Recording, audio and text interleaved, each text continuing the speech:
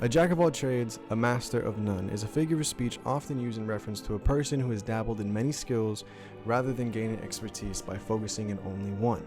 I personally have always hated that saying. Why? Because it sounds like the person that said it was lame and they could only do one thing. Skill issue, lacks aura, I really don't know what to tell you, but let's find out why I don't like it, shall we?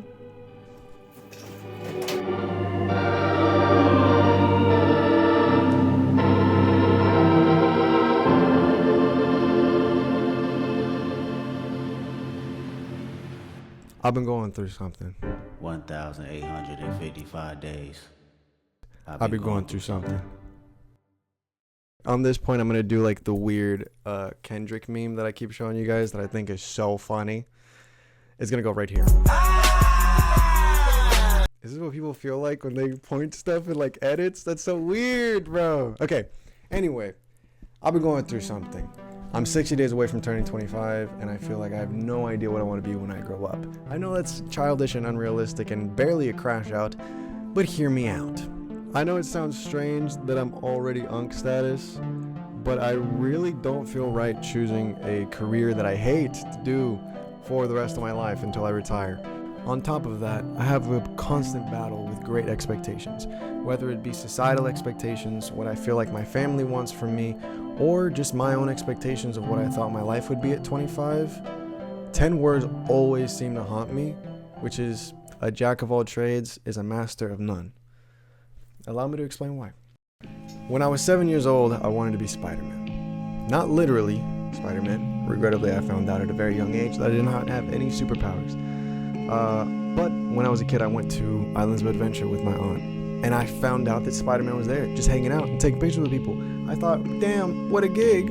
How could I do that? I later on thought, maybe I don't want to be in a spandex costume in Orlando, Florida during the summertime, sweating, taking a picture with a bunch of screaming kids. But I will give him thanks because from there, I feel like that's where my love for comic books started.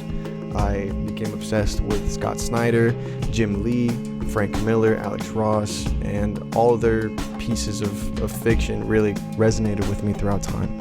I feel like comic books was really where I got most of my empathy from, my morals, and my values, and it was something that when I was a kid, I wanted to make my own shitty comics. So I did.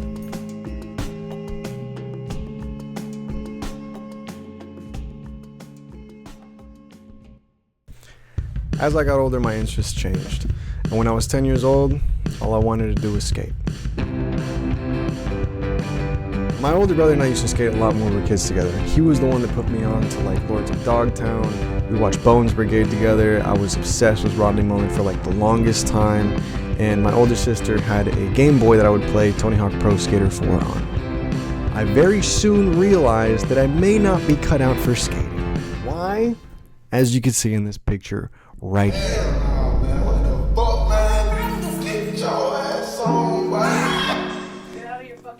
Yeah, you're right. My older... Hey, man, get out of my head. Get out of my head! Get out of my head. What's going on, bro?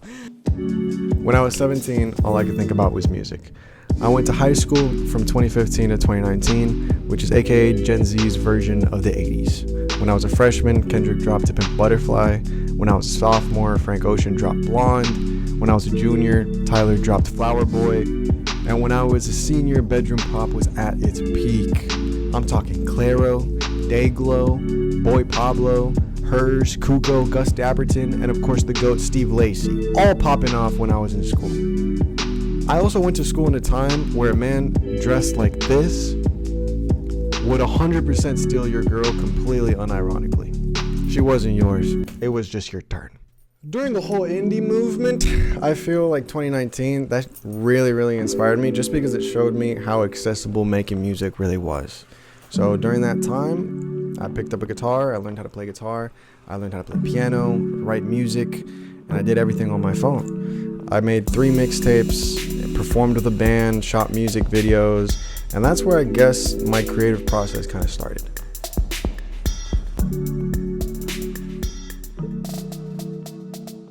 After my band broke up, I finished college, I went traveling for a while, and again, my interests changed.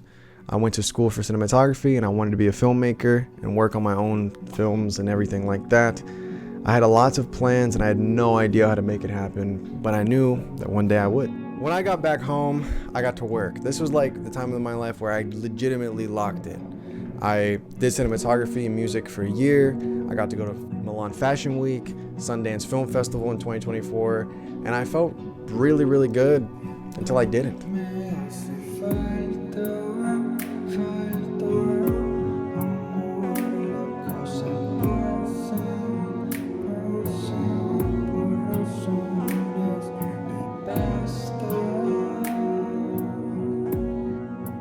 At that point, I realized that I was more concerned for making content for an algorithm rather than doing it for myself, and I lost the joy I had in it completely. It was really bad. I had a serious case of imposter syndrome. I didn't want to clout chase. I didn't want to follow trends. I just wanted to make cool art that I appreciated. And I fell into the deepest depression I think I've ever been. A lot of the time growing up, I did not really pay attention to my mental health until it kind of consumed me. And a lot of the time, a lot of my issues of being afraid of vulnerability were things that held me back from myself.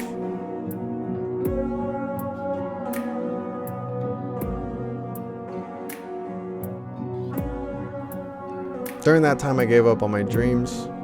I tried to move on and get a normal job.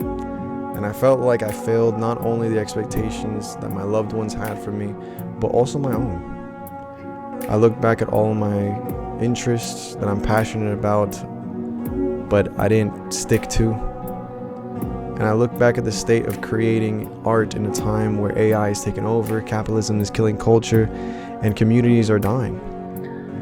It made it really easy for me to give up. I have a theory that artists can die twice in their lifetime. The first death being the day they decide to give up, and the second death is slow, and you feel it every day, as you're waiting until you finally fall asleep. And then I thought, if I died tomorrow, would I regret making something today? How did I fail if the goal was the experience? And I've been lucky enough to have such beautiful experience and interests that I'm passionate about and that I love. Isn't that the point? Isn't the whole point of life to just spend time doing things you actually enjoy? Jim Carrey has one of my favorite quotes, and he says, was that you can fail at what you don't want, so you might as well take a chance on doing what you love.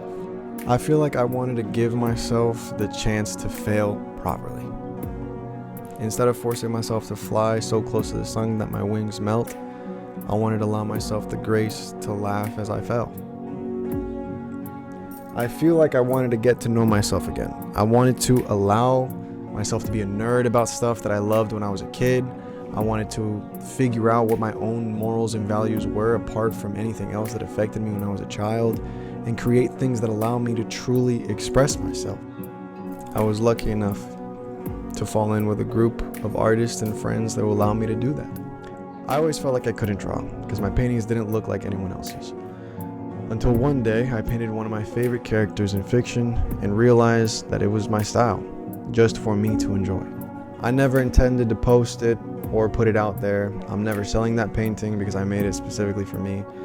But my art is now in a gallery, and I'm doing art events every 2 weeks for something I never thought I could do. And most importantly, I'm actually happy. I recently learned that the phrase that's been haunting me my whole life was only half of the actual saying. A jack of all trades, a master of none, but oftentimes better than a master of one.